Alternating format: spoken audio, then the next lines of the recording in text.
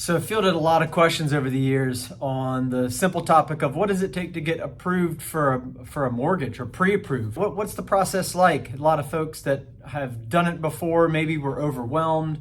For those that have never gone through the mortgage process, there may be just 1,000 questions, or it seems like some super complex and maybe daunting process. Maybe they haven't had the greatest experience on the front end of going through that pre-qualifying or that pre-approval. The way I approach it is super dumbed down, maybe overly simplified, but I think it makes otherwise daunting process or a complicated process pretty simple, because really at the end of the day, our process for approval is broken down to 3 basic criteria. And so I've always kind of referred to it as the 3-legged bar stool. If all 3 legs are solid and strong and standing on that bar stool, it's going to stand up and work. You can sit in it and be comfortable. So that's kind of my approach with the mortgage and how to answer that first question of how do I get pre-approved. The 3 legs to the stool of mortgage approval or pre-approval are credit. So if you've got credit, you've got a loan and you've paid the debts on time, you've made the payments on time, credit's probably fine. We check that box, we move on. Number 2,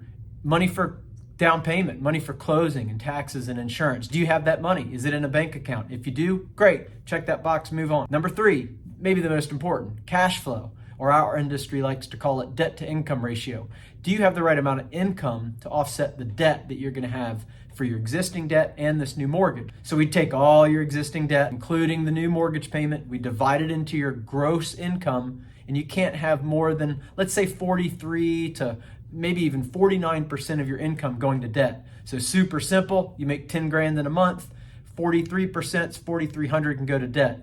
Up to maybe 49, maybe even 50%. So 5 grand could go to debt. Those are the 3 basic principles to getting you pre-approved. There's a lot more behind each one depending on the type of home you're buying, how you're going to use the home. Those are the simple basics. If that helps, awesome. If you got more questions, give me a shout.